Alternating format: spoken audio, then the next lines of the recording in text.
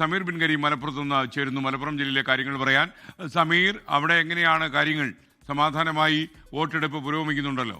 വളരെ സമാധാനപരമായി മലപ്പുറം ജില്ലയിൽ വോട്ടെടുപ്പ് പുരോഗമിച്ചുകൊണ്ടിരിക്കുകയാണ്. സാമാന്യം ഭേദപ്പെട്ട ഒരു പോളിംഗ് തന്നെ മലപ്പുറം ജില്ലയിൽ നമുക്ക് കാണാൻ കഴിയുന്നുണ്ട്. ജില്ലയിൽ ഇതുവരെ 7.71% വോട്ടുകൾ രേഖപ്പെടുത്തിയിരിക്കുകയാണ്. 2,79,184 വോട്ടുകളാണ് ഇതുവരെ പോൾ ചെയ്യപ്പെട്ടിരിക്കുന്നത്. ആകെ 36,18,851 വോട്ടാണ് ആകെ ജില്ലയിലുള്ളത് എന്നുള്ളതാണ്. അതിൽ 1,46,596 പുരുഷന്മാരും വോട്ട് രേഖപ്പെടുത്തി.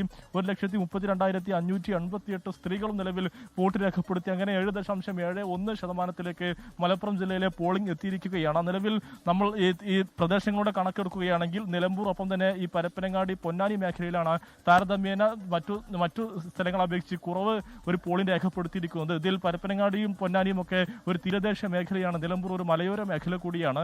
അതുകൊണ്ട് തന്നെ ഒരു ഉച്ചയോട് കൂടി അല്ലെങ്കിൽ വൈകുന്നേരത്തോട് കൂടിയോ ആയിരിക്കും ഈ മേഖലയിൽ കൂടുതലായിട്ടും ആളുകൾ വന്ന് വോട്ട് ചെയ്യുക എന്നുള്ളതാണ് നമുക്ക് മനസ്സിലാക്കാനായിട്ട് കഴിയുന്നത്.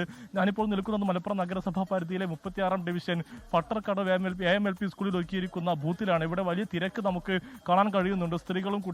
സ്ത്രീകളും പുരുഷന്മാരും അടക്കമുള്ള നിരവധിയായിട്ടുള്ള ആളുകൾ ഇവിടെ ക്യൂ നിന്നുകൊണ്ട് വോട്ട് ചെയ്യാനായി എത്തിയിരിക്കുകയാണ്. നിരവധി ആളുകൾ നമുക്ക് ഈ ക്യൂവിൽ കാണാൻ കഴിയുന്നുണ്ട് എന്നുള്ളതാണ് ഏറ്റവും പ്രധാനപ്പെട്ടതായിട്ടുള്ള കാര്യം. മലപ്പുറം ജില്ലയിലെ VIP ആളുകളൊക്കെ തന്നെ നിലവിൽ വോട്ട് രേഖപ്പെടുത്തിയിട്ടുണ്ട്. പാണക്കാട് സാദിഖ് അലി തങ്ങൾ, PK കുഞ്ഞാലിക്കുട്ടി, പാണക്കാട് മുനവ്വറിൽ തങ്ങൾ ഉൾപ്പെടെയുള്ള ആളുകൾ വോട്ട് രേഖപ്പെടുത്തി കഴിഞ്ഞിരിക്കുകയാണ്. ഇനി KPCC working president AP Anilkumar ML അല്പസമയത്തിനകം തന്നെ മലപ്പുറം MSP സ്കൂളിലും എത്തി വോട്ട് രേഖപ്പെടുത്തും. അങ്ങനെ വളരെ സുഗമമായി, വളരെ സമാധാന അന്തരീക്ഷത്തോടുകൂടി മലപ്പുറം ജില്ലയിലെ വോട്ടിംഗ് പുരോഗമിക്കുകയാണ്.